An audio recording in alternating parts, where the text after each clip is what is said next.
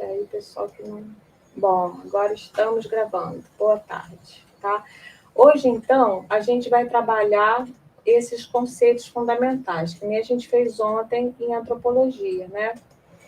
E assim, lembrando que não fiquem assustados, tipo, é muito conteúdo. Isso aqui, esse textinho, ele vai acompanhar vocês ao longo de todo o curso. Eu falo isso, mas na verdade quase ninguém faz isso. Depois esquece essa colinha. Isso aqui é uma espécie de uma colinha, entendeu? Então, quando vocês forem estudar os outros textos, ele vai funcionar como um glossário, entende? Vai funcionar para vocês irem buscando, assim, tem dúvida disso? Ali tinha esse negócio privado, público, o que era isso, né? Aí vocês vão buscando. Agora, deixa eu ver uma coisa aqui. Sabe que eu acho que não era esse?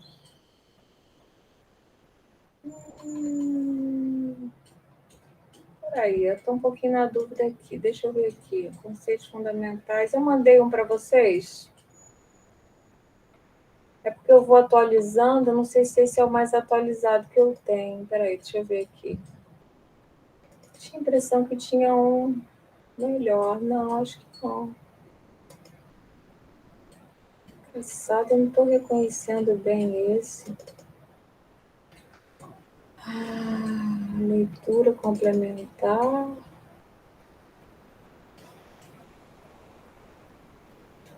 Não.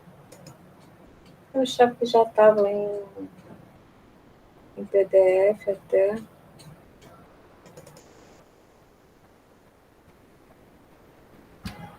Deixa eu só confirmar aqui, gente.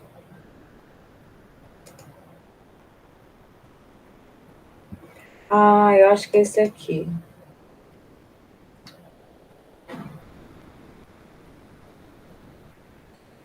Esse aqui tá melhor.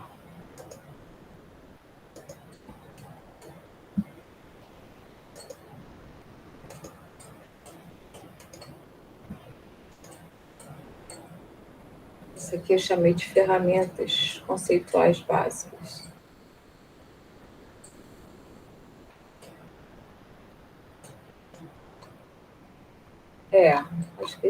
Acho que esse aqui misturado com o outro, a gente vai vendo aqui. Acho que isso aqui não está muito organizado, não, mas a gente vai melhorando, tá?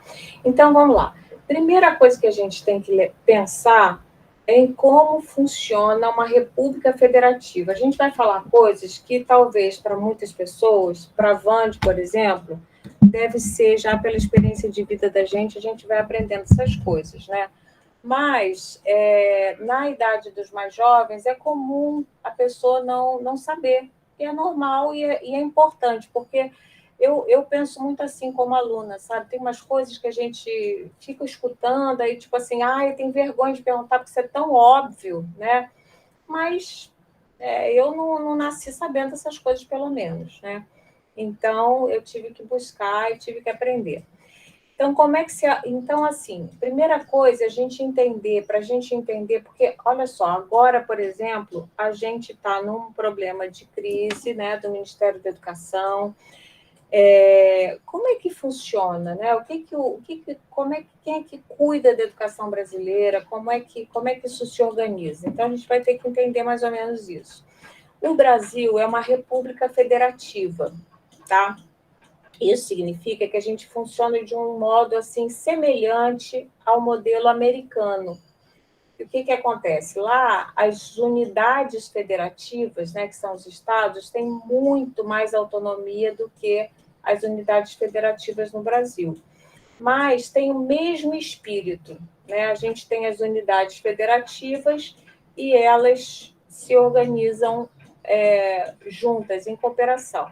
E a gente tem os três poderes, o executivo, o legislativo e o judiciário, tá? Qual é a função de cada um deles? O executivo cria condições para a execução das leis, tá? Quem é executivo? O prefeito, o governador, a gente pode até botar aqui, né? Prefeito, governador e presidente da República, tá? Então, você vai ter esses três poderes nas três esferas, né? Na esfera municipal, na esfera estadual, na esfera federal. Deixa eu ver. Isso aqui devia estar antes, né? As entidades federativas. Vamos trocar de lugar. Vou falar disso aqui primeiro, que faz mais sentido. Vou tirar daqui. A gente estuda assim, né? Mexendo, melhorando os nossos esqueminhas. Então, as unidades federativas são municípios, estados, vou botar tudo aqui em minúsculo, porque é importante para a gente separar o que é estado de estados sem a letra maiúscula, tá? Quando a gente fala estado com letra maiúscula, tá? A gente está se referindo à União. Então, a gente pode botar aqui, olha, a esfera municipal, né? São os municípios, aqui, esfera estadual. O Distrito Federal, ele é esfera municipal, tá? Mas ele é um município especial, porque é onde está a capital da República, é o Distrito Federal. Então, ele não é considerado um município qualquer, ele tem um nome próprio, é o Distrito Federal. E a União, que cuida da esfera federal, tá? Tá tranquilo aqui para todo mundo? A gente pode perguntar à vontade, não é ridículo perguntar. Ridículo é ficar sem saber as coisas, tá? Então, a gente, por exemplo, tem coisa que eu não sei. As eleições, por exemplo, que a gente vai ter esse ano, me ajuda aí, Vande, são da esfera federal, é do executivo, não é isso? É para presidente da República e governadores, não é isso? É isso, professora. É isso, a Isa sabe mais que a gente, olha só. Eu não lembrava, não. É porque isso é muito importante para mim. O que você faz, Isa? Não, é porque aqui em casa a gente tem uma relação forte com a política, sabe? A gente se preocupa, então a gente sempre conversa e tal. E Legal, aí eu legal. gosto de saber, tipo assim, o que as pessoas pensam de outros políticos, governadores. E aí eu já tô vendo várias coisas que eu não tô concordando, mas tudo bem. Que bom. Então vai falando. Se você não Legal. concorda, você vai falando, vai contribuindo com a gente, tá bom, Isa? Tá ok. Você não concordou por enquanto? Não, é porque tem muitos ex-ministros que estão tentando se candidatar ao cargo de governador ou presidente, mas eles meio que estão desistindo já para se filiar a um outro partido, ou seja, não tem como a gente confiar em futuros presidentes que desistem antes de tentar se candidatar ao razão. cargo. Pensei que fosse aqui do texto. Mas se tiver do texto e não concordar, também fala. Mas eu também acho isso um absurdo. Eu assisti essa semana a entrevista com aquele do PSDB, o Leite, do Rio Grande do Sul. Como é que é o primeiro nome dele? Eduardo Leite, né? Quem sabe? Que é do PSDB. E ele abandonou o governo. Eu fiquei impressionada exatamente com isso. Ele abandonou o governo de Porto Alegre, né? Do Rio Grande do Sul, para se candidatar, e aí já está mudando de partido. Eles fazem qualquer coisa para ocupar um cargo, né? E aí dá muita desesperança mesmo. Mas, enfim, a esfera municipal, então, são unidades federativas, tá? A gente também pode chamar isso, vocês vão encontrar muito nos textos, a expressão entes federativos, também aparece. É sinônimo, tá? Então, eu quero que vocês comecem, nos textos de vocês, a se apoderarem desses termos, né? Na hora de escrever, usa para ir se apoderando, se empoderando desses termos, né? Porque agora vocês vão, quando comentar, quando comentar de política, por exemplo, esse ano é um ano muito interessante, vamos ver se a gente sobra tempo para a gente, de repente, fazer um trabalho que eu já fiz com uma turma da UF, que é muito interessante em ano eleitoral, que é a gente analisar no final do curso, se der tempo, se sobrar um tempinho, a gente fazer um trabalho conjunto de analisar os programas de governo só na parte da educação. É muito interessante. Depois que a gente estudou tudo, todos os conceitos, tudo, porque aí a gente vai olhar isso de uma forma técnica, entendeu? E aí, Eisa, quando você for discutir com a sua família, você vai ter argumentos técnicos para dizer, pelo menos em termos da educação, você vai poder dizer, não, olha, esse cara aí está prometendo muita coisa, mas ele não está vendo de onde que ele vai tirar o dinheiro. Na proposta dele não tem nada de financiamento, então não dá para dar valor para esse cara, né, por exemplo. Então, é muito bacana a gente saber isso. Então, as eleições elas vão se alternando, né? Tem ano que é do executivo, tem ano que é de 4 em 4 anos do executivo, de 2 em 2 anos o legislativo, se eu não me engano, né? E vai se alternando. O judiciário não é por voto popular, né? Por indicação, como a gente sabe e tem visto, né? No Supremo Tribunal Federal. Então, a gente tem os entes federados, federativos, município, estado, Distrito Federal e União, tá? E a articulação entre os poderes se dá por esses 3 poderes, né? O executivo é o prefeito, governador e presidente da República, que cria condições para executar as leis, né? Exemplo, a gente viu agora em relação a, por exemplo, a questão é lei nacional pela LDB, Lei de Diretrizes e Bases da Educação, que a União precisa fazer o Enem, por exemplo, né? Precisa organizar o Enem. Ok, mas quem é que executa o Enem? O Ministério da Educação, que é um órgão executivo, tá? Ele executa, ele tem que colocar em prática. Então, para isso, o Ministério da Educação ele vai precisar contar com uma equipe técnica, né? Que é isso que está faltando ultimamente nesse governo, né? Uma equipe técnica para montar o Enem, para montar as perguntas do Enem, para montar as provas do Enem, para organizar tudo isso, para executar, tá? O legislativo cria as leis que ordenam o funcionamento da sociedade. E tem 2 câmaras, o Congresso com os deputados e o Senado com os senadores, né? Então, às vezes, a gente vê uma lei que vai para que o legislativo, o executivo também pode criar leis, tá? Através de PLs, são projetos de PLs, não, de PL aqui, como é que chama isso? Medida... Gente, como é que é? Agora esqueci o nome. Medida provisória, tá? Vou botar aqui também, ó. Pode sugerir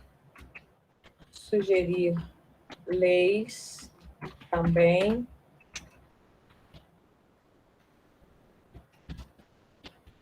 através de MPs, que é medidas provisórias, que é um processo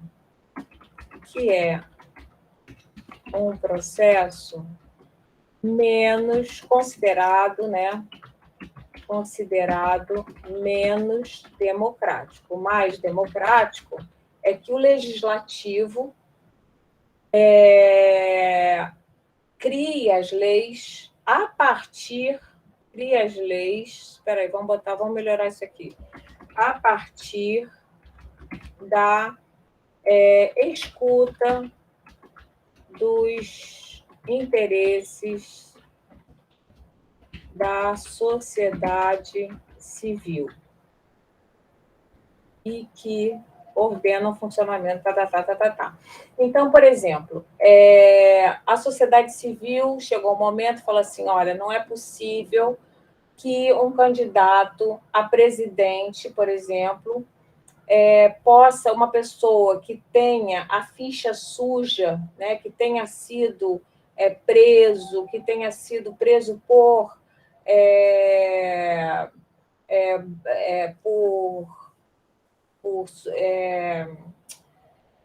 enfim, por má gestão pública, né, por qualquer coisa assim, né, por mau funcionamento, como é que essa pessoa pode se candidatar de novo? Isso não pode. Então, isso estava na população, isso estava na sociedade civil, isso estava nos jornais, né? E aí o legislativo escuta, para isso o legislativo tem seus assessores, né? O legislativo é formado pelos deputados e senadores, e os deputados, especialmente, que podem ser estaduais e municipais,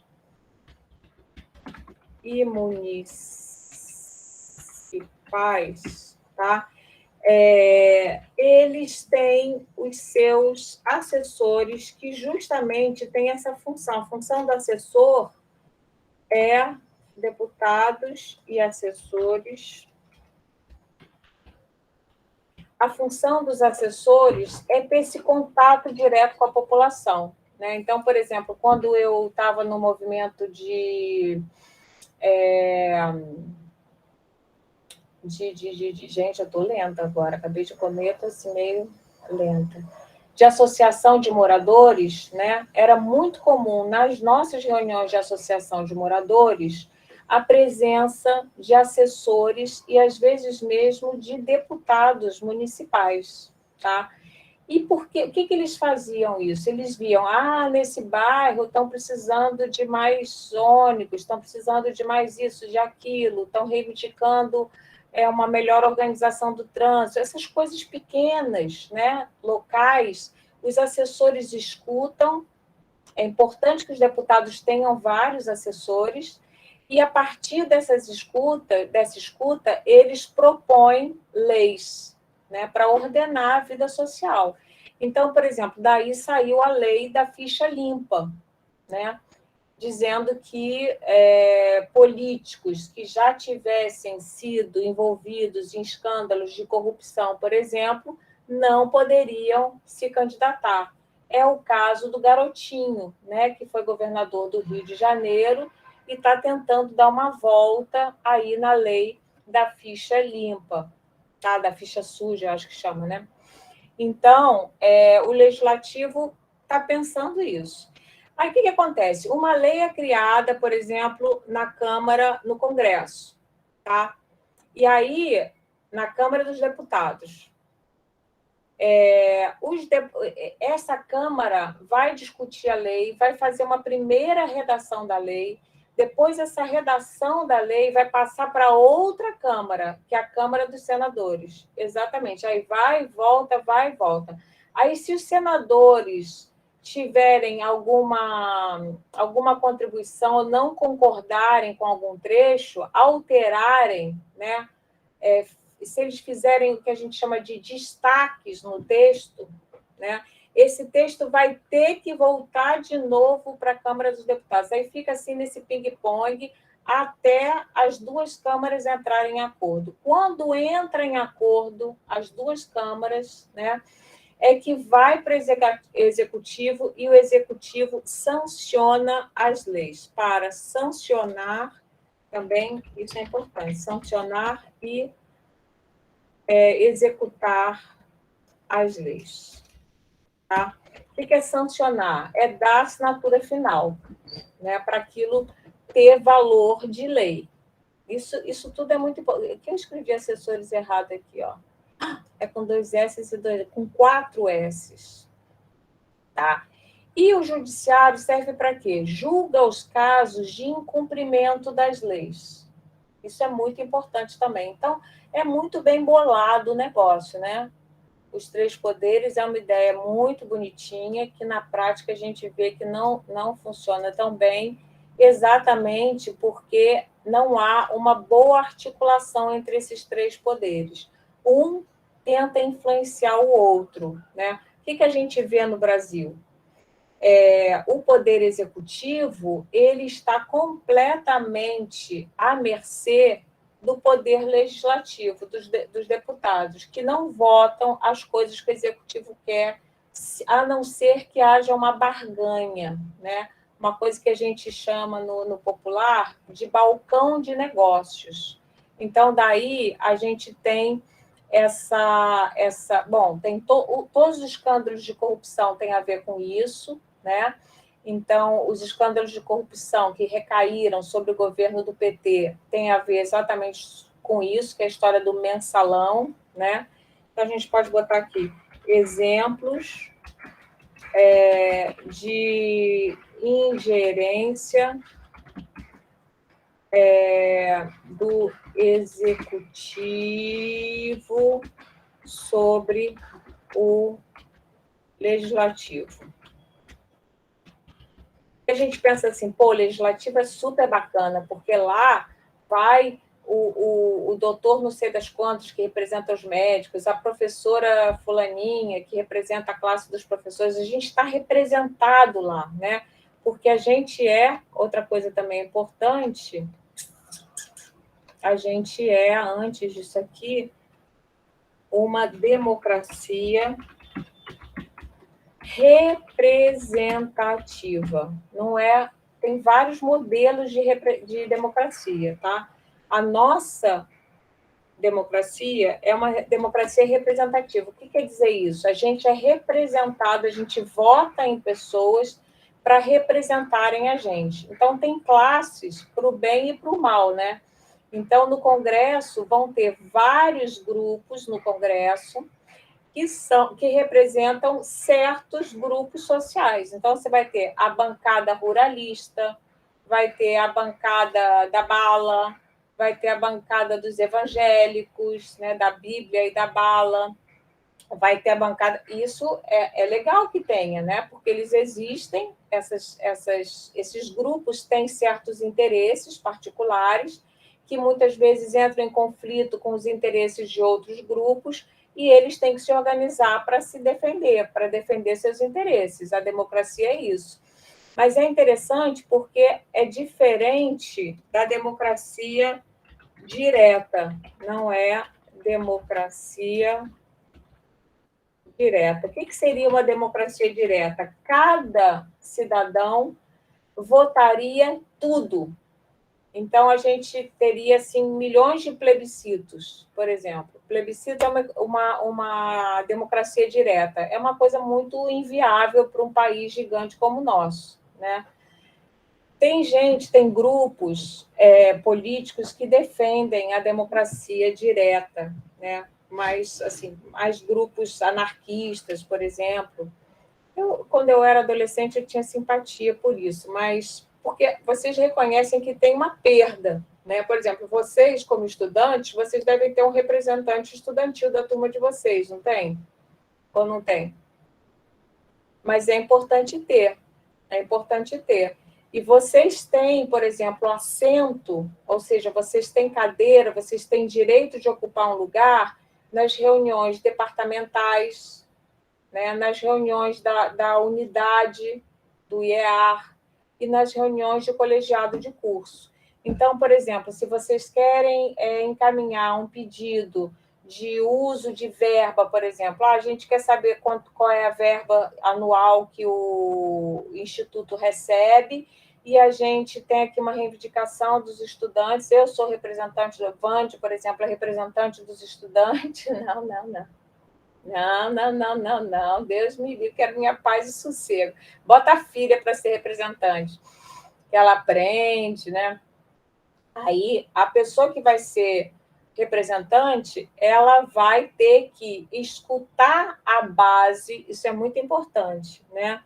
Então, na democracia representativa, o representante precisa consultar a sua base, tá? O que é base? O setor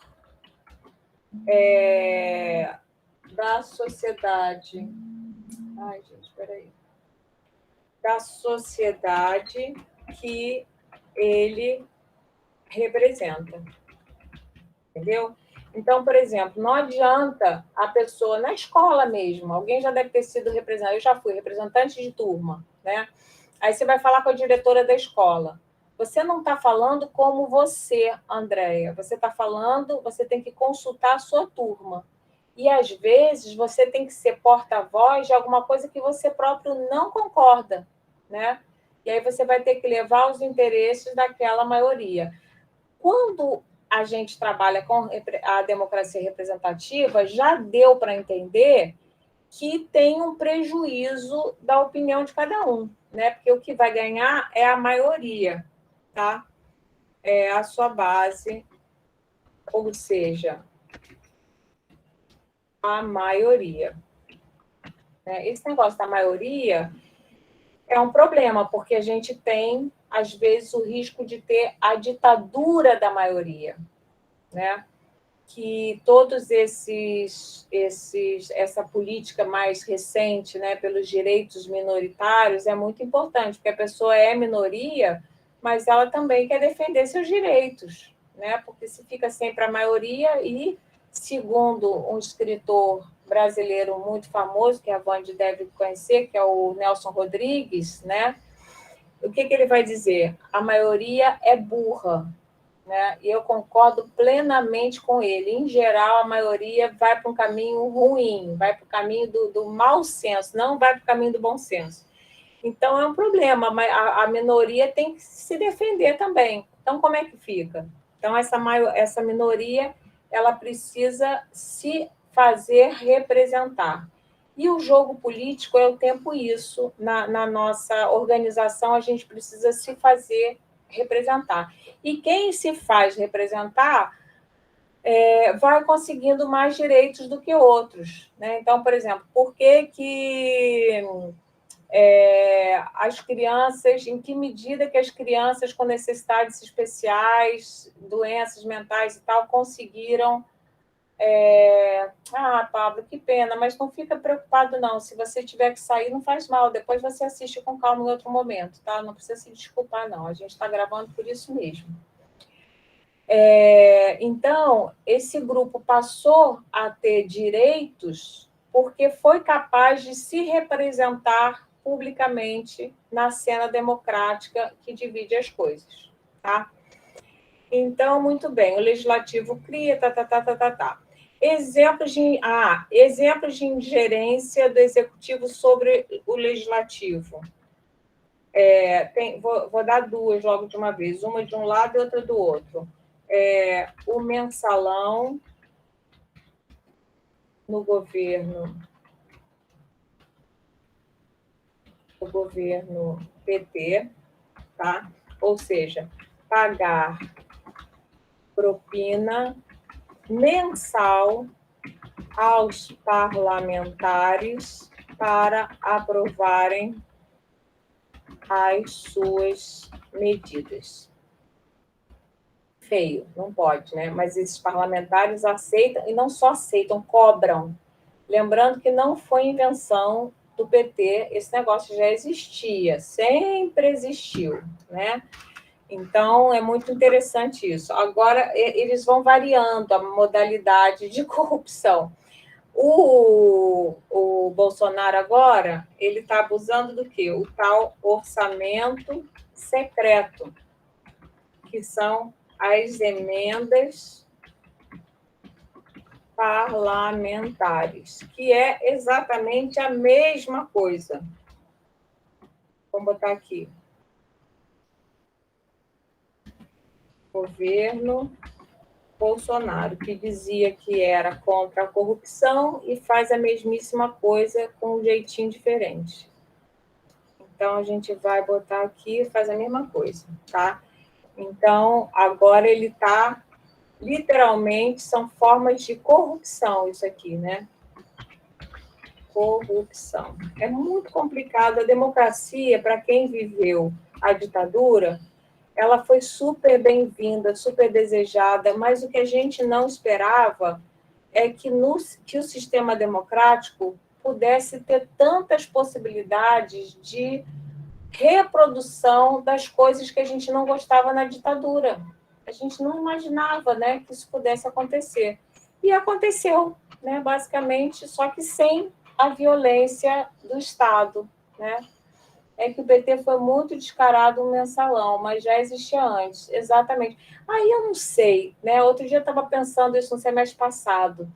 Eu tenho um monte de críticas ao PT, porque eu fui muito petista e fiquei muito desiludida, sabe? Eu ficava chateada de, assim, porque quando você vê um partido de direita, um partido que não se propõe a ser um partido de esquerda fazendo essas coisas, você fica chateado, mas é esperável. Agora, um partido que tinha uma lisura, né? Porque o PT no começo tinha aqueles escândalos dos anões da Previdência, do não sei o quê, o PT estava fora de tudo, a gente ficava tão orgulhoso, era tão bacana, né? Então, é triste. Agora, me perdi o fio da meada. O que eu estava falando? Perdi.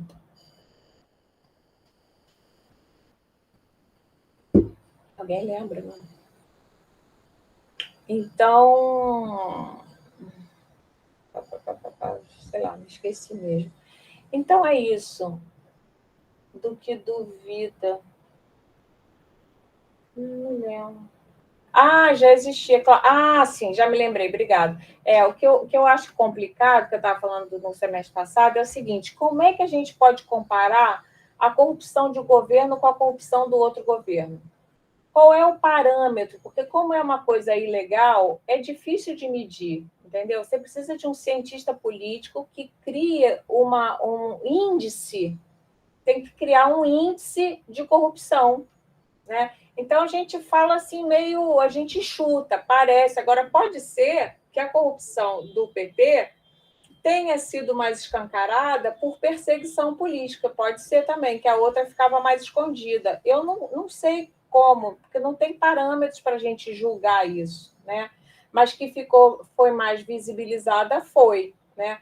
Agora, por exemplo, na ditadura militar havia muita corrupção, mas ela não aparecia. Por quê? Porque eles controlavam todos os jornais, não tinha Ministério Público, então a gente, pois era tudo bico calado, então a gente não aparecia, parecia um governo maravilhoso, né? Lembrando que foi o próprio PT que cria, que fortalece o Ministério Público, que fez todas essas investigações e tal. Então é complicado, né? Porque é muito difícil governar esse país com o Congresso que a gente tem. E o Congresso que a gente tem, basicamente, como é que ele se forma? Que eles fazem, meu Deus, que Congresso corrupto, que Congresso horrível. Tem como é que é o nome daquele palhaço? Como é que era? Escreve aí para mim, que já esqueci o nome dele.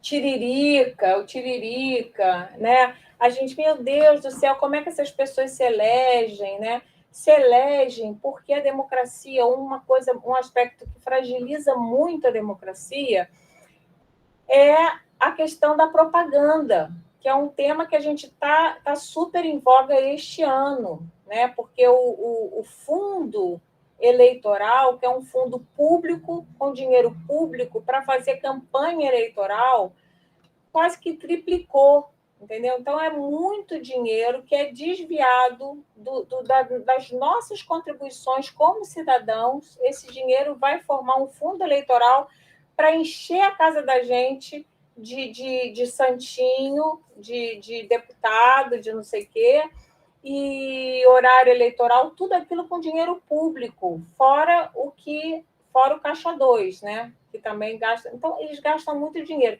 Então, no final das contas, quem é que ganha a eleição? Ganha a eleição quem tem mais dinheiro, né? Então, o que eles fazem? Eles contratam marqueteiros, né? Marqueteiros famosos, que esses são trilionários, porque isso não acontece só no Brasil, acontece no mundo inteiro, né? Que são capazes de vender os políticos como se fosse sabão em pó, entendeu? Aí diz, isso aqui vai ser ótimo por causa disso, vai cuidar da educação, vai cuidar de não sei o quê. Aí eles fazem pesquisa de opinião, ouvem o que a população quer, coloca no discurso do político e vende aquele político, já fabrica ele do jeito que as pessoas querem. Aí, às vezes, tem que ser mulher, às vezes tem que ser gay, às vezes tem que ser negro. Por quê? Porque vende mais, só por isso, né? Então, porque vende mais. Então, eu não sei qual é a solução para isso. Eu só sei que eu vivi a ditadura militar, eu militei contra a ditadura militar e não estou satisfeito com a democracia que a gente tem. A gente precisa reformar alguma coisa, não sei como, mas ela está toda corrompida. Não sei como é que a gente resolve. Tá? Um princípio do Pacto Federativo. Deve-se garantir que haja autonomia e isso aqui a gente vem aqui depois, ó. Já esqueci que eu tinha falado.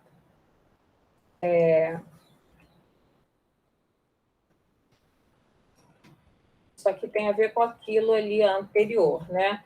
Exemplos de ingerência e quebra do Pacto Federativo. Tá? Então, só, princípio do Pacto deve-se garantir que haja autonomia e independência entre as unidades federativas e entre os três poderes.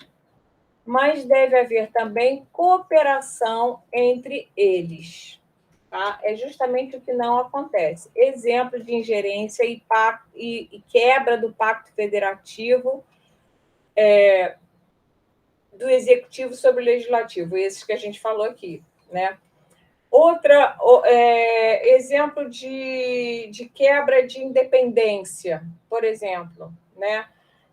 Ou quando não há uma cooperação e uma coordenação nesse Pacto Federativo, a maneira como o atual governo geriu a questão da pandemia, por exemplo, né? Que foi uma coisa assim absurda que o governador de São Paulo, motivado por interesses meramente políticos, porque também não é flor que se cheire, né? Porque às vezes a gente fica assim, nossa, que legal, ele salvou a vacinação, se não fosse o Dória, não, ele só estava afim de se eleger, né? E depois, ainda por cima, estava blefando, porque a maior parte das vacinas não saiu do Butantan, saiu da Fiocruz, das vacinas brasileiras. Falou que ia abastecer o Brasil inteiro de vacinas, falou que ia doar vacinas do Butantan paulistas para os países vizinhos, para a Sul-América toda, para os países vizinhos da América do Sul. Estava blefando total, né? Mas isso tudo aconteceu, por que São Paulo conseguiu ter tanto protagonismo, né? Uma unidade federativa? Porque não houve, no caso da vacina, uma boa articulação, a União, que deveria fazer essa coordenação entre os entes, não fez. Então, a gente tinha estado vacinando gente com uma idade, outro estado vacinando com outra idade, aí as pessoas saíam de uma cidade para outra para se vacinar, aí aquele lugar ficava lotado de gente, aí acabava a vacina, e no outro dava vacina para quem não podia. Foi uma confusão total, porque o negócio não estava coordenado, e cada um podia fazer o que queria. Isso é muito ruim para o Pacto Federativo. Então, a gente tem que guardar aí uma relação. Tudo bem, é legal que cada estado possa fazer o que quer, tem uma certa autonomia, mas ele também tem que estar funcionando em cooperação, também cooperando, mas deve haver também cooperação entre eles e coordenação por parte da União. E coordenação, né, por parte da União. Isso não aconteceu no caso da vacina. No sentido de gerar condições, isso tem que acontecer, né? No sentido de gerar condições para que todos os indivíduos exerçam sua cidadania de forma plena, de modo a desfrutar seus direitos e cumprir seus deveres cívicos, é necessário que seja garantido o acesso gratuito à educação básica de qualidade para todos, tá? Então, assim, isso é uma premissa. A gente fica pensando, se todo brasileiro tivesse acesso à educação de qualidade, né, muito, né, não acho que é muito, provavelmente não, porque a gente tem países que têm isso e mesmo assim as pessoas votam mal, né? Mas você tem mais dificuldade de eleger um tiririca, eu acho, né? se as pessoas forem bem, tiverem uma educação básica de qualidade, fica mais difícil de um tiririca se criar, né? Por quê? Porque as pessoas vão escutar as campanhas eleitorais com um olhar mais crítico, né? Observando... Professora. Fala, Pedro. Pode falar. Dá muito tempo, né? Já tem um tempo aí que a gente não se fala, né? Pô, mas o que eu ia falar é que a gente no Brasil, a gente tem uma tendência a dar visibilidade para algumas coisas meio sem sentido, né? No último tempo a gente viu isso, né? Com todo o caso lá do mendigo, do morador de rua lá do DF, que foi, o cara virou uma subcelebridade já, cara. Então, tipo assim, eu não acho que é improvável de surgirem outros tiriricas ou outras coisas, porque o olhar do brasileiro é meio... Mas, Pedro, olha só, não é só do brasileiro, porque o Trump também se elegeu nos Estados Unidos, né?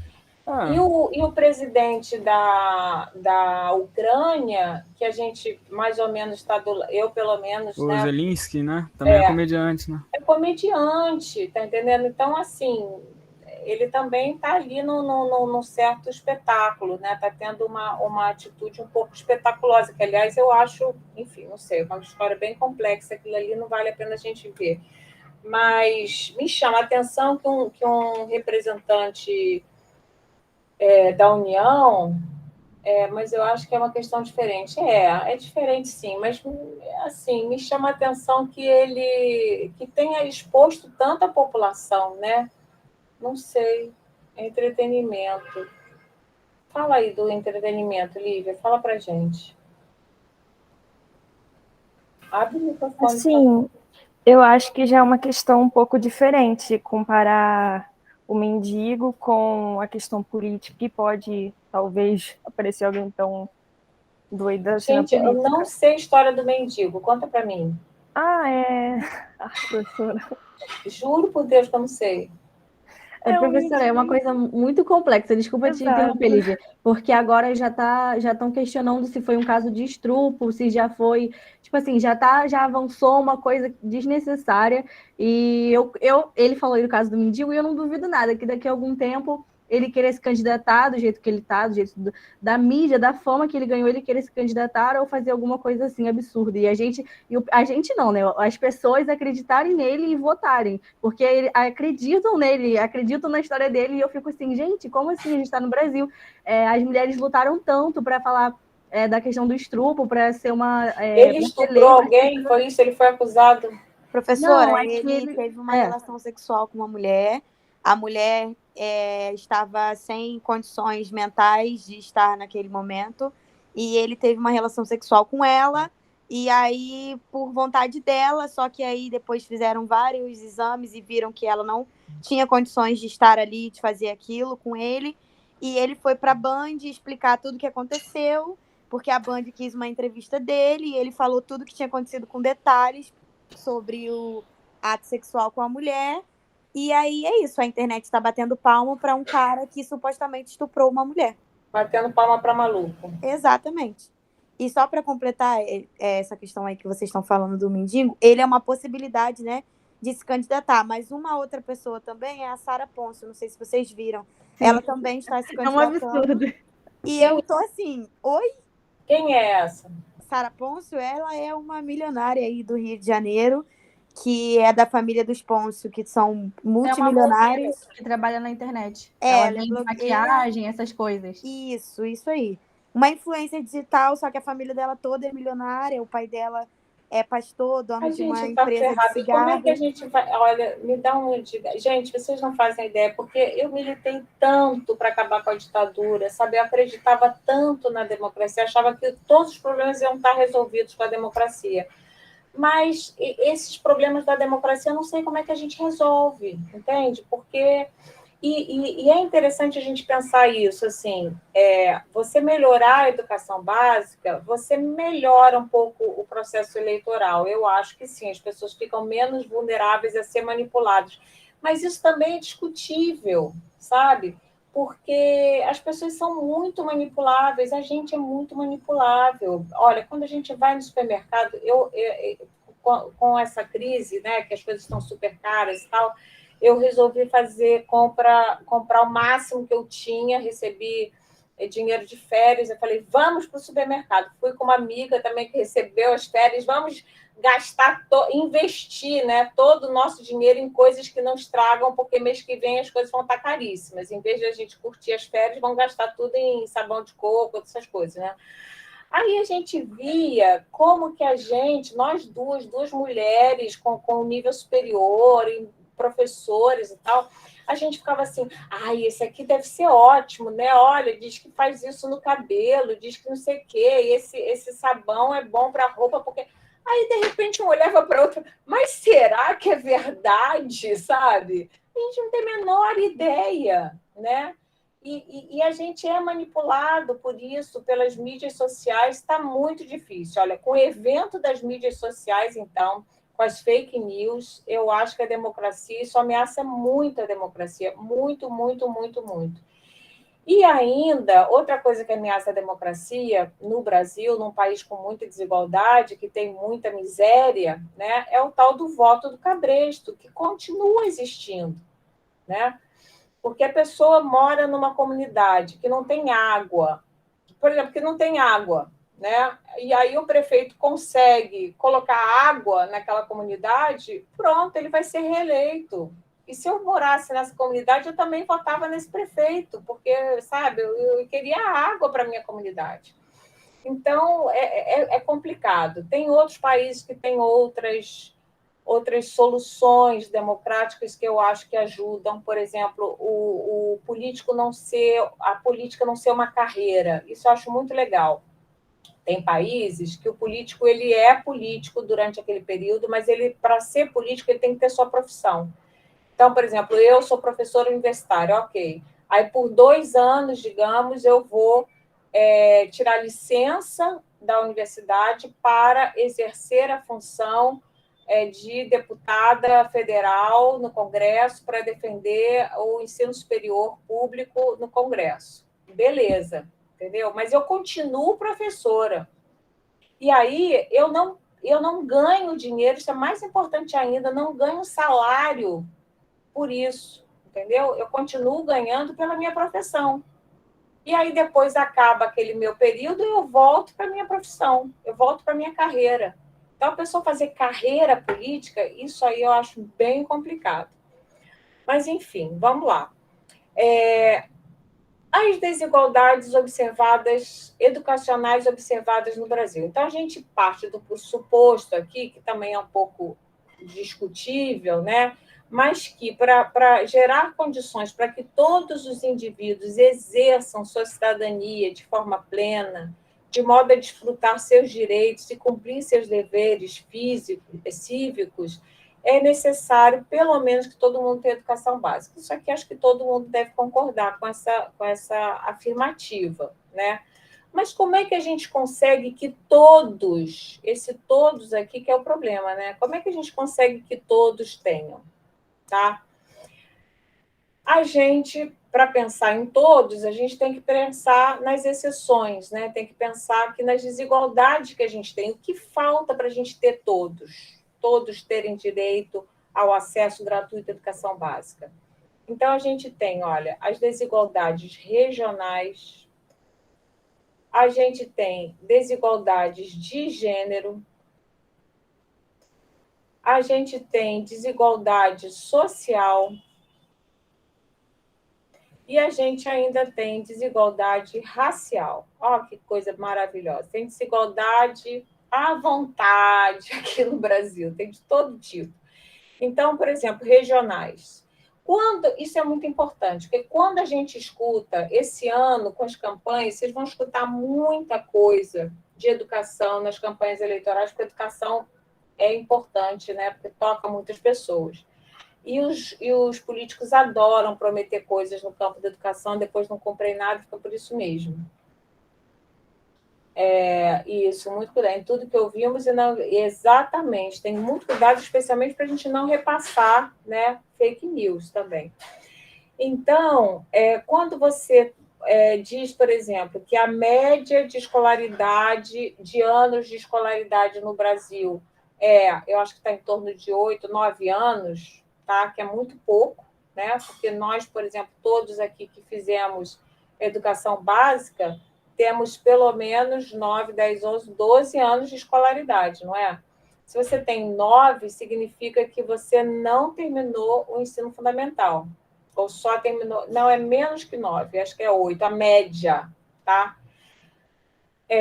Não me lembro, a gente vai tratar isso, esqueci o número, mas tem uma tabela já que diz lá o número direitinho. Só que essa média é a média nacional, tá? E aí a gente vai ter regiões, a região sul e sudeste tem melhor desempenho.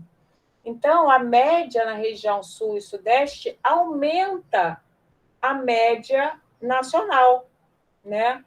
E diminui a média deles um pouquinho, mas melhora a média do Nordeste, por exemplo, que é muito mais baixa, né?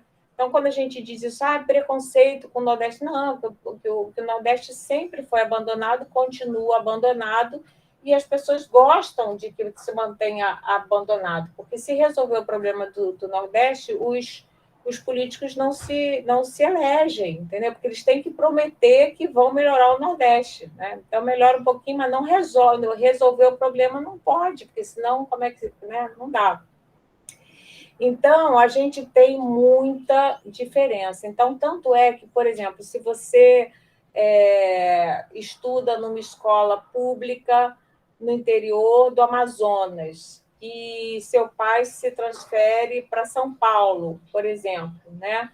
Você vai ter uma dificuldade enorme de acompanhar a turma no mesmo ano, da mesma etapa de escolaridade que você estava cursando, porque o nível é completamente diferente.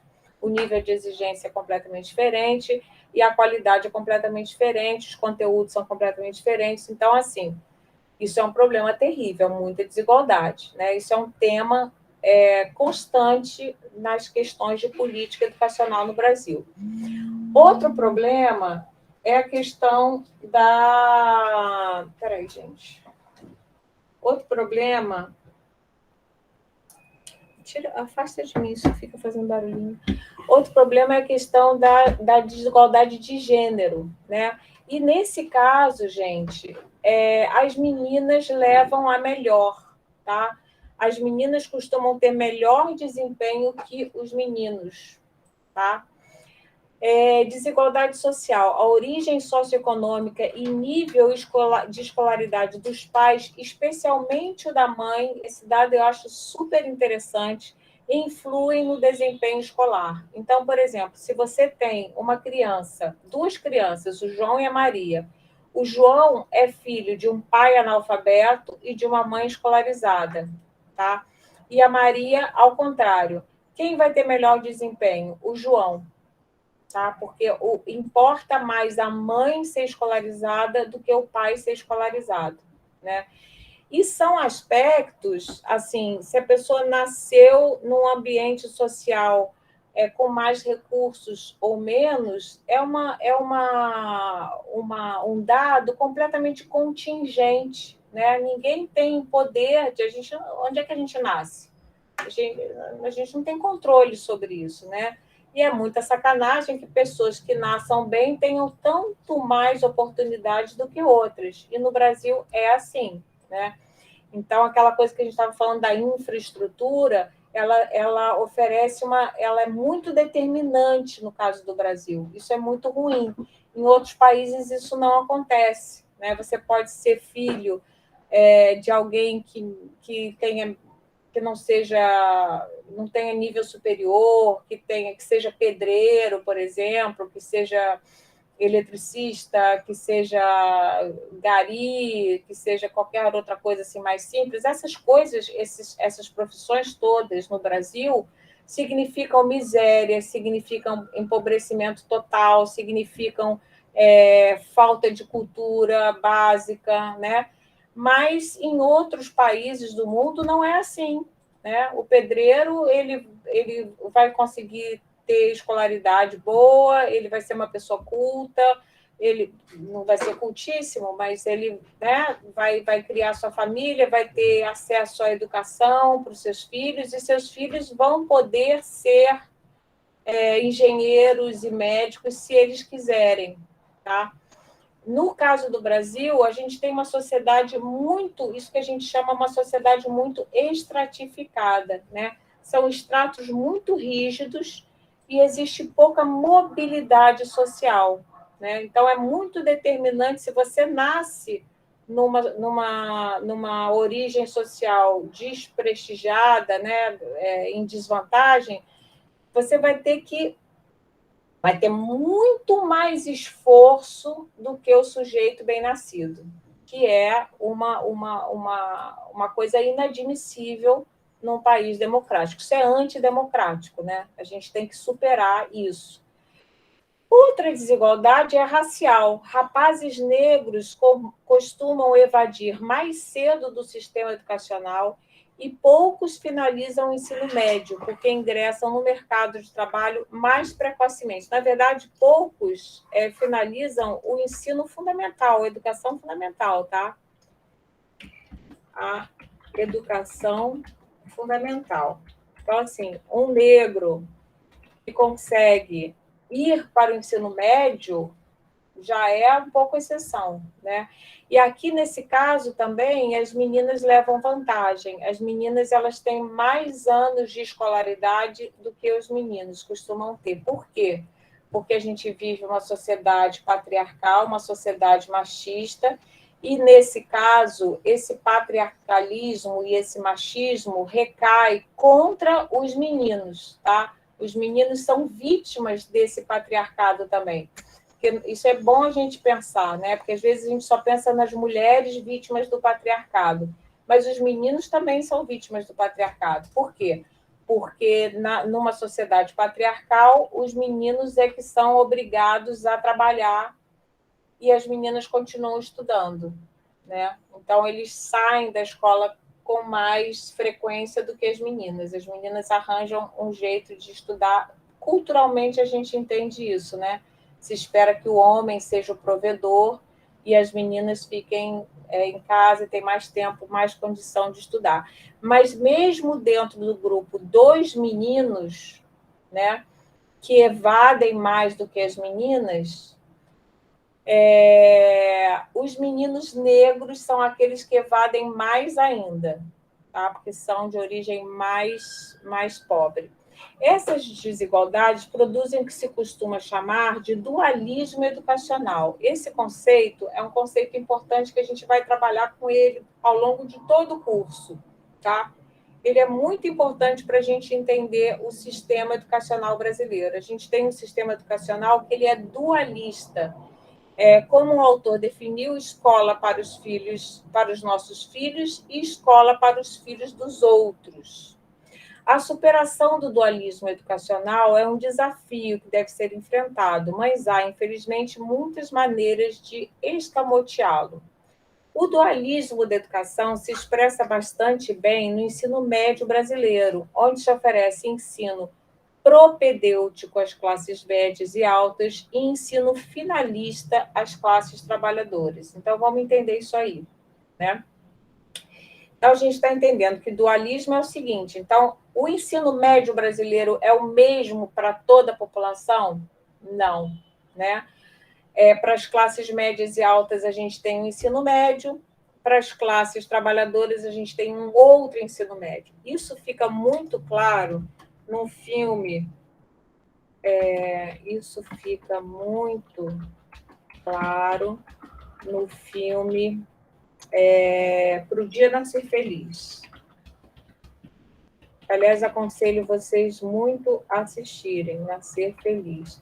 Aliás, gente, no nosso canal tem uma playlist que chama Cineclube da política da educação brasileira, uma coisa assim. Ali tem links para filmes que eu acho que são interessantes da gente assistir ao longo desse curso. Eu não vou gastar uma aula, porque a gente só tem 15 encontros, eu acho muito pouco para a gente falar de tudo que a gente tem que falar, tem muito conteúdo, mas vocês podem combinar entre vocês de assistirem, cada um assiste na sua casa, depois faz uma pipoca, conversa, sei lá o quê, para ver.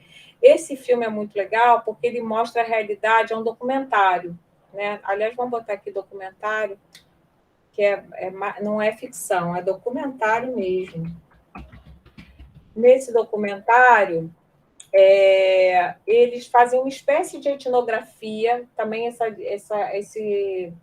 esse filme, esse documentário, ele é bem legal também para outra disciplina de antropologia, onde eles mostram a realidade de acho que são umas 4 escolas de ensino médio. Tem uma escola nordestina, tem uma escola da periferia de São Paulo, tem uma escola, acho que são 3, então, e tem uma escola particular no centro de São Paulo, que é assim, top.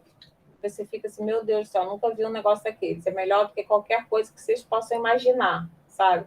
Tem catraca eletrônica para você entrar, bota o dedo digital assim, entra, segurança, laboratórios, tudo limpo, maravilhoso, assim, um sonho de ensino médio. Então, isso daí é justamente o que a gente chama de dualismo educacional. Ora, as pessoas que têm sim, vamos falar o que é ensino propedêutico e o que é ensino finalista. Isso é muito importante, esses conceitos são muito importantes para a gente entender, tá?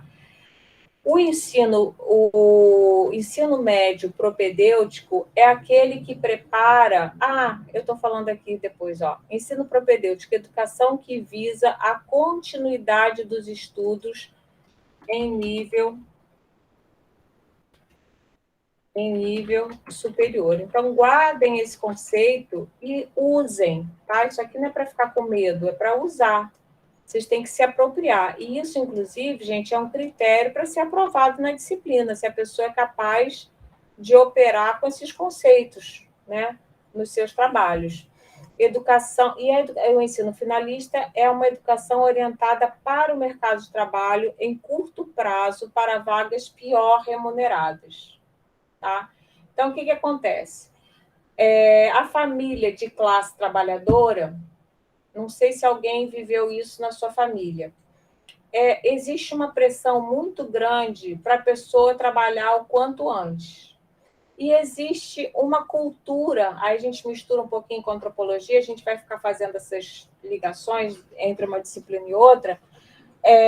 A classe trabalhadora tem o que a antropologia vai chamar de ethos, né? O ethos do trabalho. Então, significa o seguinte, tanto é que no Morro, pelo menos aqui no Rio de Janeiro, as pessoas dizem assim, não, eu sou trabalhador, não sou vagabundo, não, eu sou trabalhador. Essa categoria é uma categoria nativa, né, das pessoas de comunidades. Quando diz eu sou um trabalhador, significa o quê? Eu não sou vagabundo. Então, existe esse dualismo, trabalhador e vagabundo, né? E, às vezes, nessas famílias, é muito comum a pessoa, os pais, os vizinhos mesmo, se incomodarem dos pais se esforçarem para manter os filhos estudando, né? E os filhos são confundidos como vagabundos, porque não trabalham, né? Vocês já foram confundidos com vagabundos por ficarem estudando sem trabalhar? Isso já aconteceu com alguém aí? Com certeza. Ana, como é que é? Conta pra gente. Eu tive que sair do emprego esse ano, porque eu sou professora, né? E eu trabalhava na parte da manhã, só que eu tive que sair porque esse ano a escola só abriria, no caso, na parte da tarde. Uhum. Então, eu tive que abrir mão disso por causa da minha faculdade, porque até parece que eu ia abrir mão da minha faculdade, né? Quase finalizando, por causa de trabalho. E a minha mãe achou super normal e tá tudo bem. Só que a minha família não. A minha família julga e acha que eu tinha que dar um jeito de fazer os dois ao mesmo tempo, mesmo não dando. Acha que é vagabundagem sua, parar de trabalhar. Pois é, isso é o ethos da classe trabalhadora. Então, Ana Carolina, agora vai, porque vou te dizer, você estudar e trabalhar ao mesmo tempo é uma coisa muito difícil. A Ana Carolina já fez essa disciplina, mas ela nunca podia estar na aula, né? De verdade. Era difícil. Então, você vê, a pessoa, o estudante trabalhador, ele também está em desvantagem, né? O próprio ensino superior, ele é dualista, né? Porque a pessoa que tem o privilégio de ser estudante de nível superior e se dedicar 100% ao estudo, é óbvio que ela está em vantagem, né? Imagina a Ana Carolina, trabalha de manhã na escola, de tarde estuda, De noite cuida da casa, sei lá, se ela tem casa. Você é casada já, Ana Carolina? Não, moro com a minha mãe, mas somos só nós duas para tudo. Pois é. Ou seja, tem que fazer tudo, sim. né? E ainda tem as mulheres que são casadas, têm filho, quer dizer, fica muito prejudicado. Cristiane, é o caso da Cristiane. A pessoa tem que se organizar muito bem. Então, esse tipo de... Você ter desvantagem em relação ao outro é essa coisa que a gente está falando, são os efeitos das desigualdades que vão criar o que a gente chama de um ensino dualista. Não é um ensino único para todo mundo, né? Não é um ensino único para todo mundo. E aí, vocês entenderam o que é propedêutico e o que é finalista? Então, o ensino finalista, por exemplo, então, essas famílias não é só por uma questão de cultura, não. É porque elas não podem prescindir, tá, da força de trabalho dos seus filhos para compor o orçamento familiar. Elas precisam. Então, quando a Ana Carolina opta por deixar o trabalho para se concentrar na faculdade, para terminar a faculdade, o que ela está fazendo? Ela está sacrificando a mãe dela, porque tinha 2 salários, passa a ter um só salário para manter a casa, né? Mas ela faz isso em prol do quê? Em prol de uma perspectiva que, uma vez com o ensino superior, outras portas vão abrir para mim, com a possibilidade de ter uma renda maior, né? Só que para alguns setores da sociedade isso não é um sacrifício, né? Ao contrário, né? Para uma classe média alta, é uma vergonha ter um filho com 18 anos trabalhando. Eles têm orgulho de manter os filhos longe do mercado de trabalho. Eu me lembro quando eu estava fazendo o ensino médio, eu queria muito ser independente e tudo, e eu fazia aula de datilografia. Na época, vocês vão achar isso antiquíssimo. A Vande fez também. A Vande é minha parceira, ainda bem, não estou sozinha. Aí a gente fazia... Aliás, eu não sei, hein, Vânia? A Cristiane fez também. Eu não sei como é que as pessoas digitam hoje sem ter aulas de datilografia, catando milho, e fazem rapidão. Não sei como é que conseguem. A gente tinha... Mas eu digito muito rápido, o meu curso foi muito útil para mim. Eu digito super rápido, porque aprendi a teclar digitar com todos os dedos e tal. E aí eu fazia escondido esse curso, porque meus pais, quando escolheram, por que você quer fazer isso? Eu falei assim, não, porque de repente, né, eu já posso, é uma possibilidade, posso ser secretária. Que secretária? Você tem que fazer faculdade, a gente paga para você não trabalhar, a gente não quer que você trabalhe. Mas o dinheiro não era muito fácil, né? Então eu não queria ter que pedir dinheiro, queria ter meu dinheiro, né? Então, depois eu comecei a dar aula particular e tal, né? Mas para essa família, ainda mais uma família de classe média ascendente, ou seja, uma família que recém se converteu em classe média, que era de classe trabalhadora e recém se transformou numa classe média, eles querem imitar a classe média, né? Então, eles falam assim, não, filho meu não trabalha, só estuda e tal. E essas pessoas que só estudam, elas têm vantagens, né? E o que elas fazem, então? Elas, quando meu pai dizia isso, ele estava reafirmando o orgulho burguês dele de dizer que ele era um provedor e que ele tinha condições de manter a sua filha longe do mercado de trabalho para garantir que ela ocupasse, no futuro, postos de trabalho melhor remunerados, né? Acontece que nas famílias de classe popular, de classe trabalhadora, os pais não têm condições de fazer isso. E, às vezes, não têm condição de fazer isso quando a criança ainda está na educação fundamental, entendeu? Então, precisa da força de mão de obra, especialmente no meio rural, né? Muito comum, né? Precisar para cuidar dos irmãos mais novos. Então, a criança começa a faltar aula já no ensino fundamental para ajudar na renda da família, tá?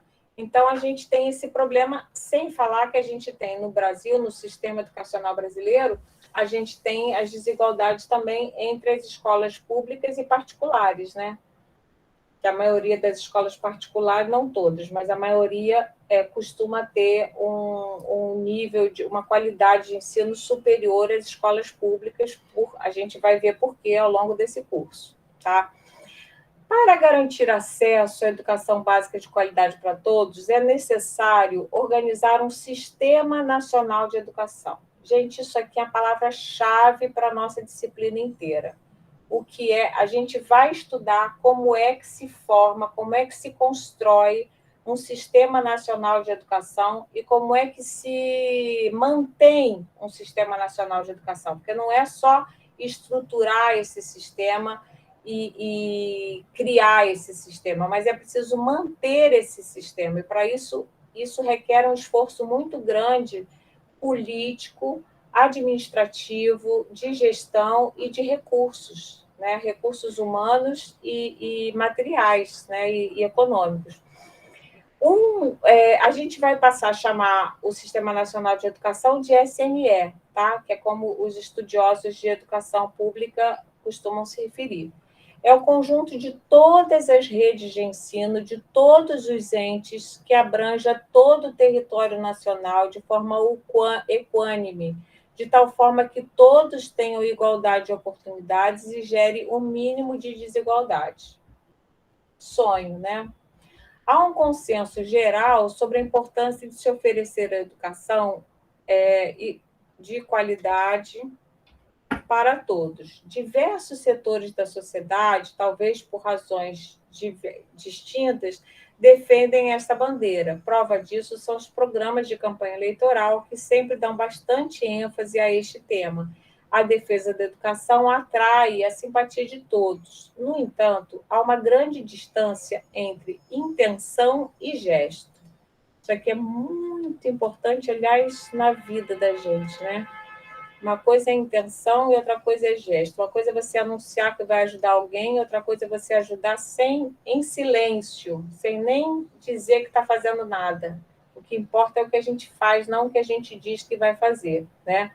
Então, é o que a gente vai chamar aqui, tem outros dois conceitos que a gente trabalha muito nos textos, que é o conceito do discursos proclamados, tá? E do plano das concretizações e dos discursos reais. A gente poderia falar aqui também, né? Discursos proclamados e discursos reais. Então, assim, uma coisa é aquele namorado que fala, sou louco por você, quero casar com você, eu te amo, mas, na real, o cara não tem um final de semana livre, porque prefere sempre beber com os amigos, gasta todo dia. Mas a gente não vai casar, como é que a gente vai comprar a nossa casa? Ah, meu amor, não deu dinheiro, mas por quê? Porque ele prioriza o futebol, prioriza a viagem, prioriza beber e tal. Então, o cara fala um negócio, mas, na real, é outra. Tá? Isso na política acontece também. O passo indispensável para a construção de um sistema nacional de educação é estabelecer marcos legais, outro conceito importante também, né? Este é um passo necessário, mas não é suficiente. É importante, por exemplo, a gente ter, num outro campo, né? Por exemplo, a Lei Maria da Penha, já que vocês estavam falando de estupro e tal, a gente tem a Lei Maria da Penha. Isso é um marco legal muito importante para proteger as mulheres contra o feminicídio. Ok. Isso é necessário? É. É suficiente? Não é suficiente, né? Porque colocar a Lei Maria da Penha em prática não é tão fácil assim quanto a gente gostaria que fosse, né? Então, é preciso concretizar as normas estabelecidas. Então, a gente tem o plano dos discursos proclamados, são discursos proclamados, por exemplo, nos programas de governo, por exemplo, mas tem outros também, nos cursos de pedagogia também, não é? Tem muitos discursos que são proclamados, mas na prática não são efetivados. plano das normatizações, é um conjunto de dispositivos legais que defendem a educação. E tem o plano das concretizações. Olha só, é tipo um telefone sem fio. Gente, vamos fazer vamos melhorar, criar mais, por exemplo, escolas técnicas, né? Aí cria a Lei Nacional das Escolas Técnicas, beleza, os parâmetros curriculares das escolas técnicas, beleza, já está regimentado, tem a lei e tal. Mas como é que efetiva isso? A execução que cabe, portanto, ao Poder Executivo, lembra que a gente falou? A efetivação ou não desse conjunto de normas legais. Quem é que vai dar o dinheiro, né? E depende o quê? E depende de financiamento, ou seja, priorização dos gastos públicos, tá? Porque o dinheiro, gente, os recursos, eles são finitos, né? Então, por exemplo, nesse momento que a gente está, o Bolsonaro ele tem priorizado gastos com emendas parlamentares, que é o orçamento secreto, né?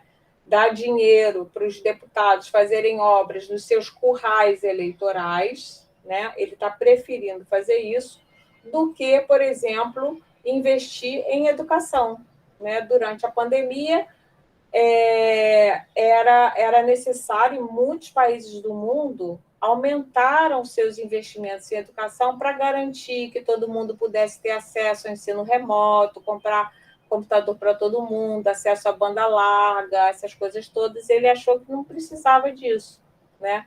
Ele está priorizando o quê? Os gastos para se reeleger, né? Então, a gente não consegue, por mais que esteja na lei, que esteja no papel, a gente não consegue concretizar, né? Porque não existe vontade política, tá? Aqui, olha, a gente vai falar dos principais marcos legais que a gente vai estudar, esses 3 marcos legais para a organização de um sistema nacional. Sem isso é necessário, mas eu gosto desse conceito. Uma coisa que é necessária, mas não é suficiente, né? Por exemplo, se você vai procurar um namorado, é legal que ele seja inteligente? Eu, pelo menos, acho que é legal, é importante, é necessário. Mas é suficiente que seja inteligente? Não, só inteligente não serve. É necessário, mas não é suficiente. Além de inteligente, tem que ser honrado, tem que ter bom caráter, tem que ser trabalhador, né? Na minha opinião. Se for bonitinho, também ajuda, mas não é tão na minha opinião, não é tão necessário. E nem muito menos suficiente, né? Tem gente que acha suficiente ser bonitinho e esquece todas as outras qualidades. Aí não dá. É verdade, né? Então, os marcos legais são garantidos pelo quê? As constituições federais que dispõem, tem um erro aqui, olha, as constituições dispõem, no plural com M, sobre toda a organização da sociedade e dedicam um conjunto de artigos para definir parâmetros para a organização do Sistema Nacional de Educação, em especial, tá? Então, a gente vai estudar nessa disciplina um texto que fala das constituições federais ao longo de todas as constituições que a gente teve, tá? Até a Constituição de 88. E a gente vai ver que nas primeiras constituições, às vezes você tem assim uma frasezinha sobre educação, quase não se fala nada de educação. E na Constituição de 88, a gente já tem vários artigos que definem várias coisas para defender a construção para estabelecer os parâmetros mínimos para a construção do Sistema Nacional de Educação. A gente também tem a Lei de Diretrizes e Bases da Educação Brasileira, que ao longo da história do Brasil a gente só teve 2, né? Aqui a gente teve, se eu não me engano, 7 ao todo, né? Uma vai suspendendo a outra, né? Aqui a gente teve 2, a gente está na segunda. E plano de educação, estamos no segundo também. É uma coisa muito atrasada, né? A gente deveria ter tido mais planos de educação, a gente devia melhorar as diretrizes de base, e a Constituição também, acho que a gente já podia daqui a pouco ter uma 8ª Constituição melhorzinha, mas enfim, melhor não mexer por enquanto, que se mexer é capaz de piorar o que a gente tem, nesse momento pelo menos. E o plano nacional é muito importante. Então a gente tem uma lei geral, que é a Constituição Federal, que vai ter uma seção da Constituição Federal legislando sobre a educação. Tá? Esse é um marco importantíssimo, que é a lei maior, né? É a carta magna, como se diz, né? Depois a gente tem a Lei de Diretrizes e Bases da Educação, que é a LDB. Essa daí só vai falar de educação, tá? Legislação e dispõe especificamente sobre todos os níveis e modalidades de ensino. Tudo está lá na LDB. Depois a gente tem o Plano Nacional de Educação, que é um conjunto de metas que os entes federativos se comprometem a buscar em cooperação atingir. Isso é muito importante, a gente criar umas metas, entendeu? Por exemplo, a meta da Ana Carolina agora é terminar a faculdade. Não sei em quanto tempo. Quanto tempo você botou sua meta, Ana? Começo do ano que vem. Começo do ano que vem. Então, você se deu 1 ano, né? Isso. 1 ano, muito bem. Então, ela se organizou para priorizar a finalização do curso dela em 1 ano. Então, para isso, ela vai deixar de fazer algumas coisas, né? Talvez deixe de viajar, talvez deixe de namorar menos pagode, menos novela, vai fazer um esforço para atingir essas metas, porque ela se comprometeu, né? Então, em termos de dinheiro, também vai ter que apertar o cinto, porque deixou é um esforço que ela vai fazer, né? É um sacrifício que ela vai fazer, porque ela está apostando que esse título de nível superior vai proporcionar uma possibilidade de inserção no mercado de trabalho melhor, né? Ela pode vir a ganhar mais, pode fazer um concurso público, né? Várias coisas. Então, é importante a gente ter metas e reservar dinheiro também para poder realizar essas metas. Empecilhos para a concretização das metas educacionais para superar os baixos desempenhos que a gente tem, né? Um problema muito grande é a descontinuidade das políticas públicas, tá? Exemplo, exemplo agora que a gente tem, o Bolsa Família, tá? Foi um programa criado no governo do PT, pelo menos a nível nacional, já tinha outras experiências com o PSDB, mas a nível local, né? no ente federativo, no Distrito Federal, que tem uma colaboração, que tem um impacto na educação brasileira, porque as famílias, as mães que recebiam, né, o Bolsa Família, elas tinham obrigação de manter os filhos na escola, então isso era uma medida bacana, né? Esse programa foi descontinuado, né? E foi criado o Auxílio Brasil, que parece, eu não estudei ainda com profundidade, mas a gente teve pelo menos um período que a gente ficou sem um e sem outro. Então, isso é muito ruim, né? Na verdade, o ideal seria, o programa está indo bem, vamos dar continuidade ao programa e melhorar o programa, observar as falhas do programa e melhorar o programa. Mas o que os políticos querem? Os políticos querem imprimir a sua marca pessoal nos programas. Então, eles descontinuam. O que é descontinuar? É interromper. A gente usa esse verbo também para caso de remédio, né? Exatamente. A gente diz, o médico fala para a gente assim, então agora você já pode descontinuar o antibiótico, por exemplo, né? Ou descontinuar o antidepressivo, né? Então, descontinuar é você não dar continuidade, tá? É uma palavra que vocês vão ver com muita frequência nos artigos nesse campo de conhecimento, tá? Isso é um problema. Outro exemplo, a questão da educação integral, né? No estado do Rio de Janeiro, o governo do Brizola, nos anos 80, teve uma iniciativa bastante... Tinha algumas falhas, com certeza tinha, mas uma iniciativa interessante que era a ideia dos CIEPs, né? O CIEP, todo lugar que vocês moram deve ter um CIEP, né? Que eles têm aquela mesma estrutura arquitetônica, né?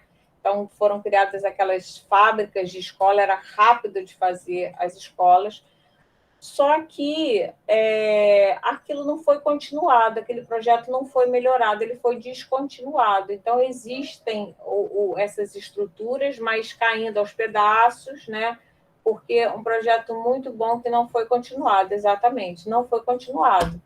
Então, a maioria dos CIEPs não é mais de ensino integral, está abandonado, porque também para continuar tinha que botar dinheiro e ninguém quer botar azeitona na empada do outro. Esse exemplo é melhor de que tem, entendeu? Porque eu vou melhorar o negócio que é do outro? Não, o político não faz isso. Ele descontinua e cria uma outra empada com a azeitona dele, né? É uma pena. Outro problema é a questão da desvinculação de recursos para o Sistema Nacional de Educação. O que é vinculação de recursos? Aí tem um asterisco aqui, ó. Também é um termo que vocês vão ter que se habituar com ele. Há investimento compulsório. O povo nunca é prioridade, nunca. Há um investimento compulsório para determinada rubrica, a partir de fixação de percentual da receita. O que significa isso? Um exemplo que eu sempre dou.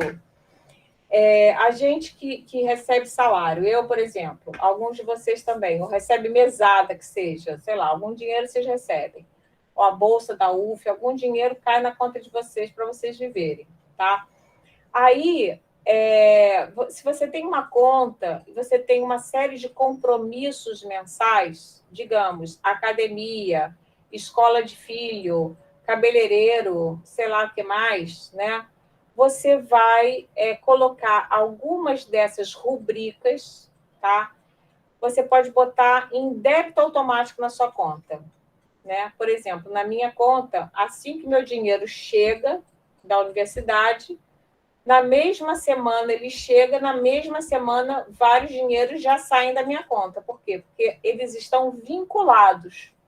Então, conta de luz, de gás, de telefone, né, condomínio, tudo isso já está vinculado. Eu nem vejo a cara desse dinheiro, ele entra e sai, tá? Isso é vinculação de recursos. Esse é um exemplo mais ou menos. Um exemplo talvez melhor seja, por exemplo, a questão da pensão alimentícia, né, de pais separados. Então, o que acontece? O pai recebe X, recebe R$3.000, por exemplo, né? 1/3 desse salário, ou seja, R$1.000, ele é obrigado a dar para o seu filho, para a mãe do filho que ele se separou, né? Então, esse 33% do salário dele, né, que é o valor, 1/3, é o percentual do dinheiro que ele recebe que ele não vai ver. Por quê? Porque está vinculado a, como é que eu chamei? Pensão alimentar do menor. Entenderam? Então, no Brasil, a partir de muita luta política, tá?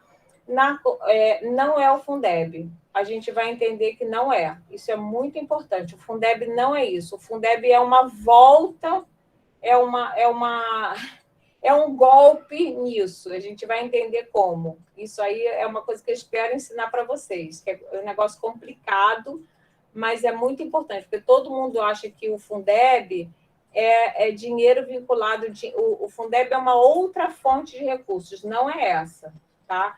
Então, pela Constituição de 88, ficou estabelecido que a receita dos municípios e dos estados e do Distrito Federal 25% tem que ser destinada, através de débito automático, entendeu? Para a educação. E 18% da receita da União teria que ser investida na educação. Na real, essas vinculações não são cumpridas. Por quê? Porque existe um mecanismo que a gente vai estudar, vou apresentar para você, que é o desvinculador de recursos da União. Então, a gente consegue conquistar a vinculação na Constituição Federal, e aí depois vem um governante, que no caso foi o Fernando Henrique Cardoso, e cria um mecanismo de desvinculação dos recursos da União, conforme as necessidades. É o seguinte, o cara é pai, tem que dar 1/3, mas ele diz assim, mas esse mês eu não vou poder pagar, porque a minha mãe está doente e eu tive que gastar um dinheirão com ela, por exemplo. Né? No caso da pensão no Brasil, não existe essa desvinculação de recursos. É uma das únicas coisas que dá prisão no Brasil, séria. Né? Se o cara não paga a pensão, ele vai preso. No Brasil, se a União não honra essa vinculação que está prevista na Constituição Federal, não acontece nada com o governante. Ele não sofre impeachment, por exemplo, que deveria sofrer impeachment, na minha opinião. Né? Não passou o dinheiro que estava lá constitucionalmente previsto, né? Então tem que perder o cargo de governador, de prefeito, mas não acontece nada. Tá? Outra questão, vamos fazer assim, esse negocinho aqui, fazer aquelas... fazer umas setinhas assim, né? Ué, não entrou setinha? Por quê? Acho que a setinha está aqui, tá? Outra coisa, prioridade de interesses privados sobre interesse público. Isso é um problema muito grande também. Conflito de interesses. Interesse privado deseja obter lucro. Interesse público deseja atender à demanda pública. Exemplo, a empresa Bonfim, em Angra dos Reis, oferece transporte público. Né? E o Busuf é um transporte... A empresa Brasil oferece transporte... estava errado aqui. Privado. Né? Enquanto o Busuf é subsidiado pelo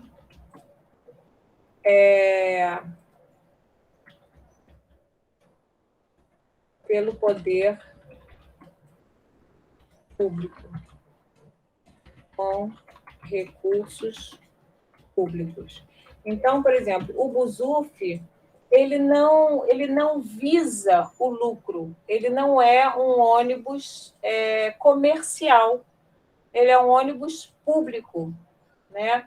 Então, mesmo que haja 10 pessoas, 5 pessoas, ele vai circular, porque ele é subsidiado para atender aquelas pessoas. Agora, a empresa do Bonfim, ela não vai levar os estudantes aonde eles estão, não vai ficar em Jacuecanga até o último horário, se ele não tiver lucro com aquilo. Não vai, simplesmente não vai, até porque estudante paga menos, né? A passagem não vai ficar mesmo. Então, ele tira aqueles ônibus para levar para um lugar que depois só vai ter um passageiro, 2 passageiros, ele rompe aquela linha, ele interrompe aquela linha, porque senão ele vai perder dinheiro.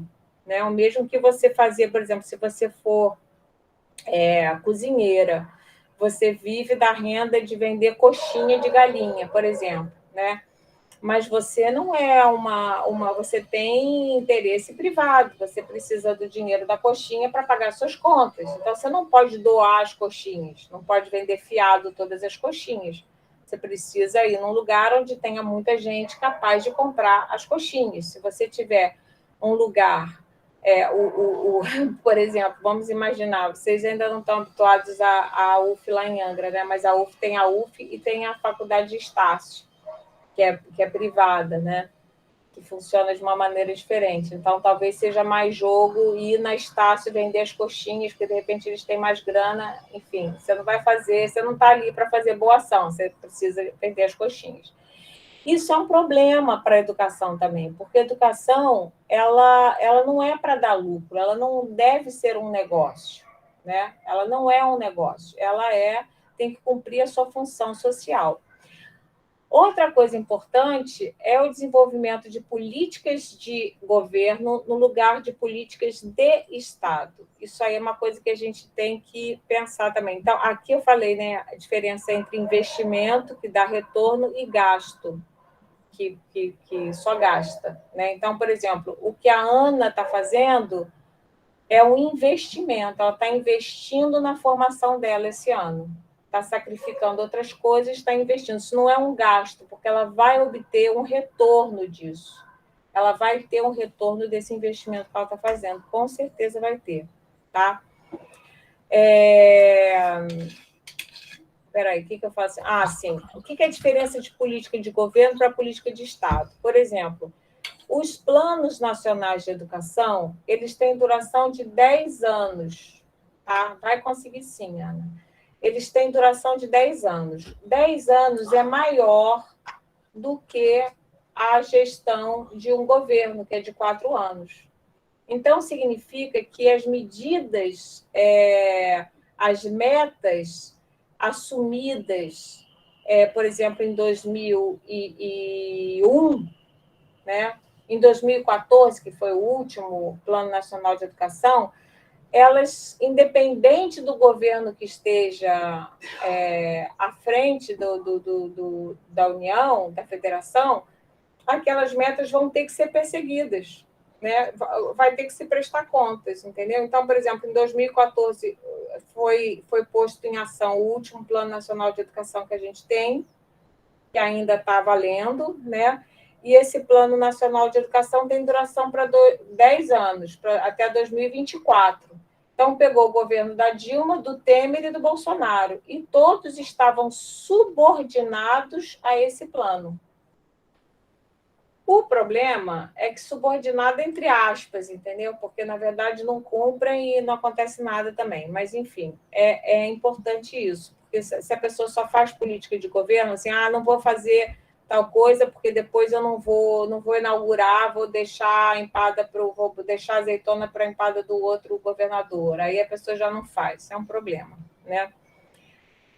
Estruturas políticas para garantir a concretização do Sistema Nacional de Educação. Então, a gente tem um Sistema Nacional de Avaliação, que é o conjunto de avaliações externas, que tem como objetivo declarado, apesar de ter, como veremos também, outros objetivos menos nobres, a gente vai ver ao longo da disciplina, fazer um diagnóstico da situação do Sistema Nacional de Educação. Essas avaliações são uniformes para todo o território nacional. Esses dados são levantados a partir do censo escolar e do censo da educação superior. Seguem alguns exemplos: o Prova Brasil, o Provinha Brasil, o Enem, o Enseja, o Sinais. Vocês conhecem esses testes todos, muitos de vocês já devem ter até feito, né? O Enem, com certeza, vocês fizeram, os Sinais, vocês ainda estão começando, mas alguns de vocês vão ter que fazer. Então, esses exames, eles são importantes para avaliar como é que o sistema está. Para a gente saber, por exemplo, que os meninos negros abandonam mais que os meninos brancos, que as meninas... que a região sul e sudeste está melhor do que o nordeste, né? Você tem uma radiografia do sistema e, a partir dessa radiografia, a gente poderia empreender políticas para melhorar, né? O ENAD, do ensino superior, além de programas internacionais de avaliação, né? Como o PISA, que é organizado pela OCDE, o TERCE e o IUCIS. De forma geral, as avaliações trabalham com indicadores educacionais, que podem ser quantitativos ou qualitativos. Está acabando? Está acabando. Vocês aguentam mais um pouquinho? Querem um intervalinho? Ou a gente vai direto? O que vocês acham? Estão exaustos? É muita coisa, né?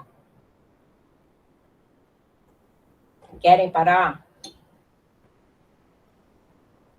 Querem falar um pouquinho? Também, olha, eu acho que uma meia horinha agora a gente vai em frente. Vai, professora, continua então. Então, vamos lá. Se quisesse intervalo, eu acho que eles tinham falado. Já tomou um café, tá bom. Então, vamos lá. Quantitativos, taxa de evasão, isso aí depois vocês estudam também. Isso aqui é um parâmetro, assim, acho que o mais importante eu já até falei, tá? Taxa de evasão, para a gente saber quantos alunos abandonam a escola, taxa de cobertura, isso aqui a gente vai usar bastante, tudo isso aqui a gente vai usar muito ao longo do curso. Quem não entender esses parâmetros vai ficar boiando nos textos na hora de discutir. Então, é bom começar a pensar sobre isso. Taxa de cobertura, porcentagem de estudantes que têm acesso a determinada etapa de ensino, que vai de 0 a 100%.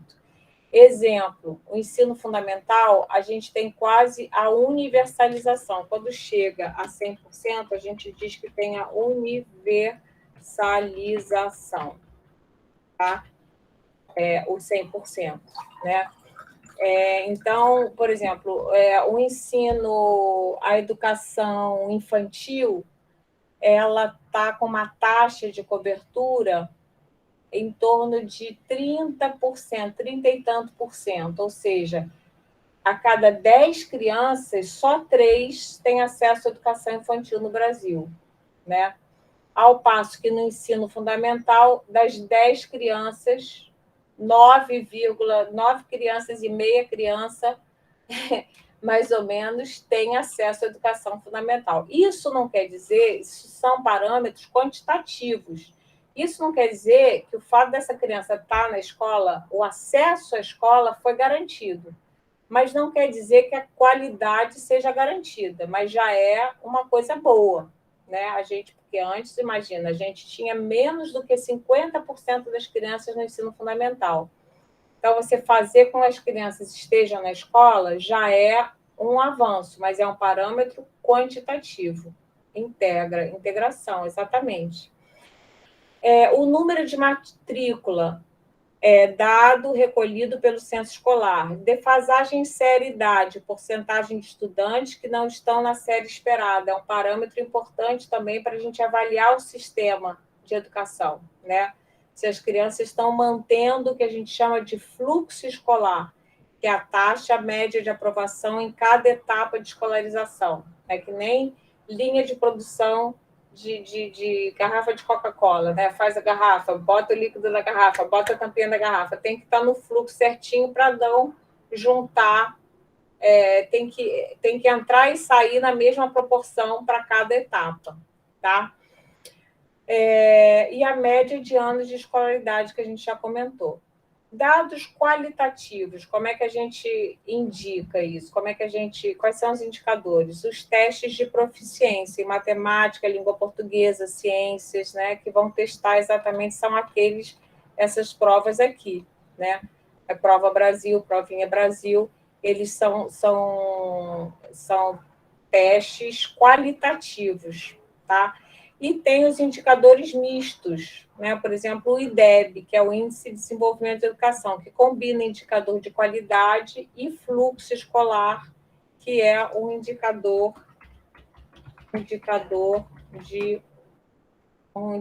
quantitativo.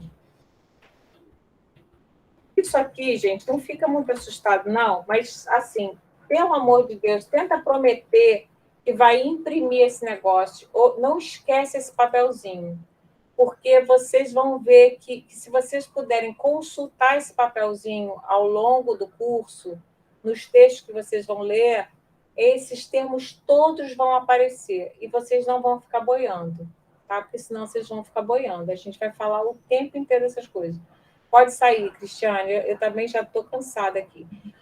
Os conselhos de educação não são governamentais, tem conselho federal, conselho estadual, conselho municipal. A condição necessária e indispensável para o salto do plano das normatizações para o plano das concretizações é a destinação de recursos para a educação. A principal política de financiamento da educação básica no governo é o Fundeb. Estudaremos detalhadamente essa política.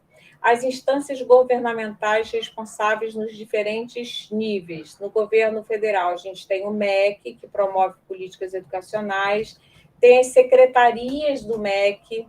Então, para cada setor tem secretaria de educação básica, secretaria de educação profissional, tem várias secretarias, tá?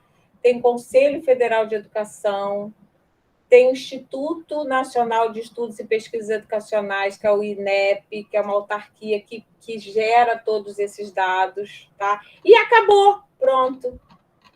Uhul! Já está demais, né? Porque esse negócio cansa, é muita coisa. Eu já estou cansada também. Então, olha só, vamos tentar, a partir dessa aula, dar uma olhadinha, de repente rever a aula. Vocês vão ver que no canal tem outras playlists dessa mesma disciplina. Eu já dei essa aula vários anos, todo semestre eu dou essa mesma aula, né? E às vezes eu dou outros exemplos, às vezes eu sou mais feliz, às vezes menos e tal. Então, se vocês tiverem tempo para fixar, vocês podem assistir outras aulas também, tá bom? Ficou alguma dúvida? Alguém tem ânimo para perguntar de alguma coisa ainda? Não, né? Então, tá bom, gente. Então, bom final de semana para vocês. Aproveitem, tá? Obrigada, professora. Viu? Obrigadão. Obrigada a vocês. É que Obrigado, a aula, professora. Eu que agradeço. ela é difícil mesmo, né?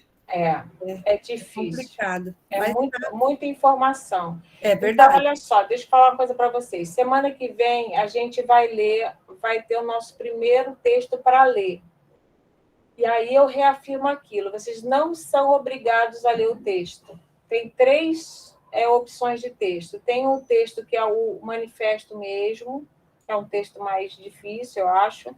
Tem um texto sobre... E tem mais, acho que 2 textos sobre o manifesto, ou só um, que é um texto bem mais suave assim, de ler. Eu aconselho vocês a lerem esse texto, tá?